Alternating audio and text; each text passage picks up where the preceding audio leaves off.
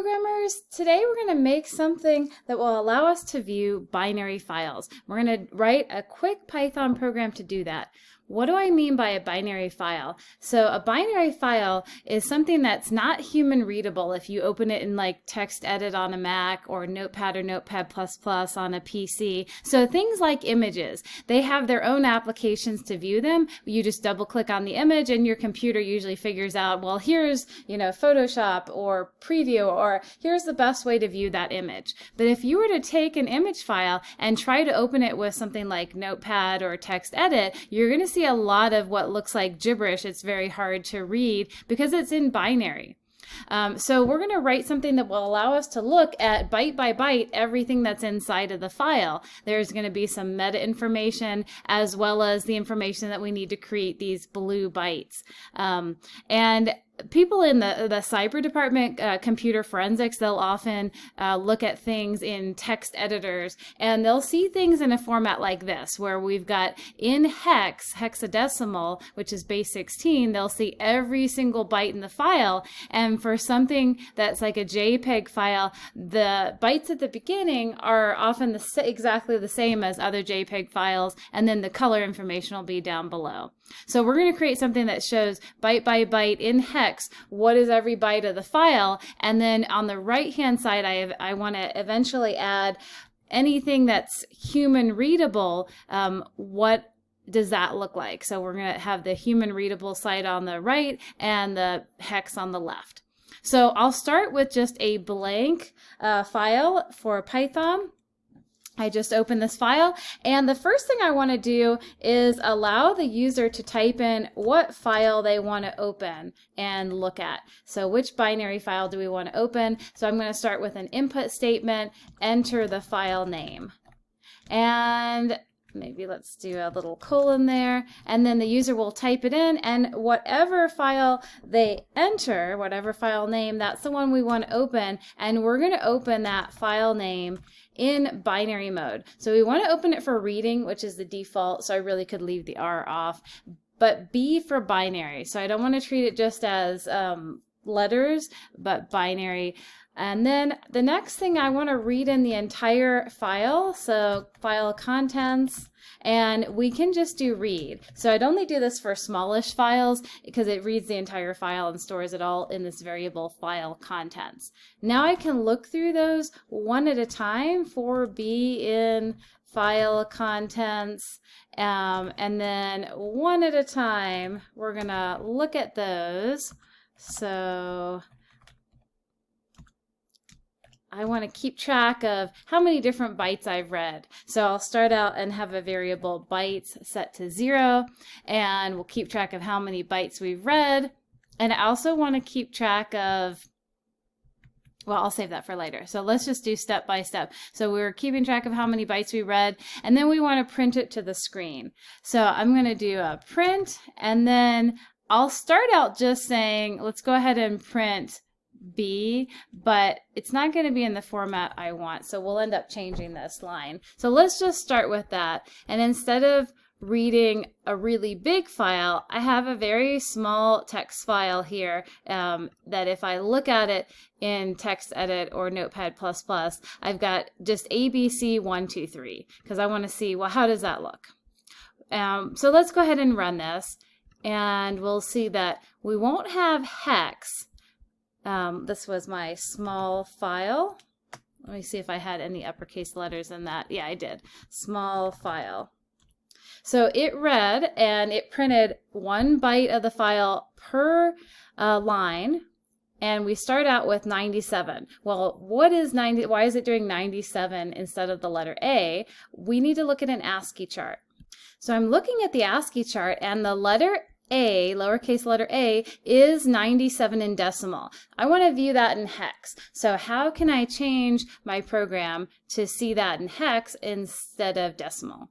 So I'm going to change the print line, and this is a whole lot, but let me try to explain it. So I'm going to print in hex, so X, I'm going to print the variable B, and I want it to take up 2 positions no matter what. So it will need to put a 0 at the beginning if what it wants to print would only be 1 position. So for every byte I read, I want to print 2 hex digits, and I do not want the 0x at the beginning of the of what you're printing. So I can leave that out. So I tried to break it down here a little bit. If you were to just use the format command and pass in the variable B, and my variable B has the very last byte that I read in this small file. So my small file had an ABC 1, 2, 3, and then I'm guessing it's a new line character or an end of file character, but we could look that up on the ASCII table. But whatever it is, it's 10 in decimal.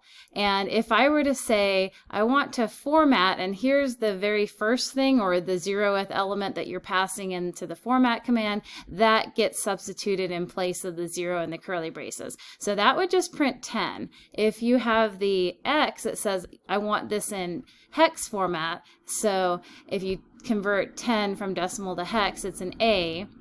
And then you can also say I want it to take up 2 positions, so pad it with a 0 at the beginning. And here the first thing I'm passing in is the B, that goes to the 0th position, and the second thing I'm passing in, that's going to be the size, how many bytes we want to display. So it was a little trial and error, a little Google searching to figure out how to print this the way I want it, but when I run it, I end up seeing the ABC 1, 2, 3 for this small file, and then the end of line character, the end of file character there. And to get them all on one line instead of going on separate lines, I have my print statement. At the end it says the ending character at the end of printing everything is going to be just a space. So that gives me the space in between each of these. Okay, so that's pretty good for the small file. For the larger file, I also wanted to include something on the right-hand side showing any human readable characters, so we could look at those kind of like a hex editor. So I'm going to create another variable line to keep track of everything I've read so far, and I'm going to increase the number of bytes by 1, and then say I want to append onto that line whatever the latest byte is that we read. So that'll be a list that has all however many bytes I want to fit on a single line, so that I can translate those and show you what's human readable later. So I'm going to do a little work here. If the number of bytes I've read in so far, modulus 16 is equal to 0. So basically, if I've already printed 16 bytes worth of information, I just want to go to the next line, so we're not trying to shove too much on the same line. So I'm going to print some kind of separator character. I just picked a pound sign because that's what a lot of the hex editors have, and I don't want to go to the next line yet. I want to print for, I'll just pick another variable name, for all the bytes or all the items in this list line, I want to print those. And I only want to print them if I'm going to understand what I'm seeing, if they're like human readable characters. So I'll go back to the ASCII chart. So in the ASCII chart, like I don't want to print null, I don't want to print, like we were seeing the hex 10, or the new line character. I don't want that. I only want things that I might recognize, like a space or an exclamation point, any of the numbers or the letters or the symbols here. So I'm going to just kind of memorize that 32 is the first position that I'm interested in looking at, and then let's look at the end of our ASCII table. I can view a tilde, so that's 126, but not the delete character.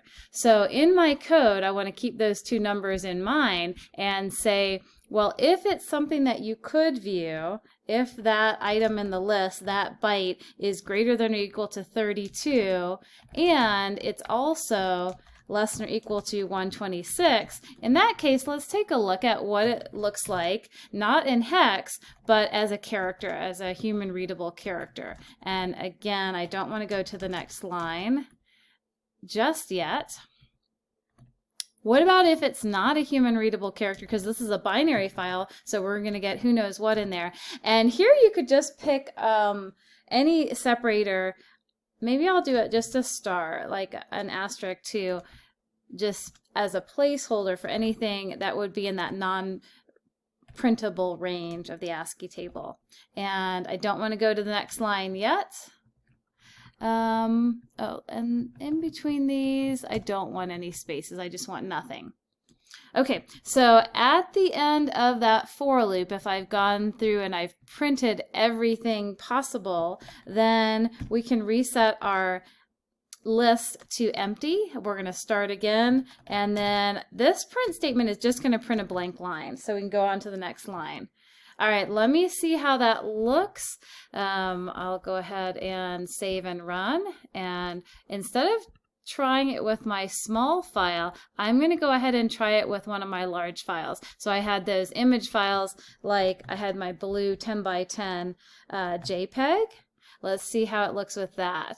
And it looks pretty good. And we can see that at the beginning, there's some human readable characters, and we're getting 16 different binary. We're displaying it as hex bytes. And it's kind of amazing that a 10 by 10 square of blue is this many different lines of code. I'm going to hit Control-C, and I want to try some of the other files. So that was a 10 by 10 blue. I've also got, I'm going to zoom in, it's like a 10 by 10, but I've got some different colors. And I just wanted to demonstrate that the beginning, the first few characters are the same in both of these. So if I run this file, and this was, I think it was stripes.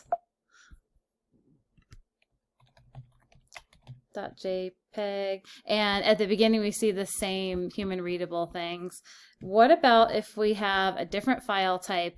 I've also got a file that's a blue 10 by 10 square, but it's a PNG file. So I'll go ahead and run this and say blue PNG. And I'm going to hit Control-C because I don't want to see everything. But at the beginning, we can see that the meta information shows us that it's a PNG file. So even if somebody were to change the extension of this and save it as a blue with no extension or blue with a GIF extension, you could still look at the binary and say, well, really, it's a PNG file. And some of the cyber folks do that. The Unix Linux file command will also look at the first few bytes and see what data type a file is. So this is a pretty advanced topic, but I'm going to bring up my program again in case anybody wants to type that. And I'm even going to pause and add a little bit more. The only problem with the program right now is if you don't have a full 16 bytes that you've printed, like you're at the end of the file and there's only 3 bytes left,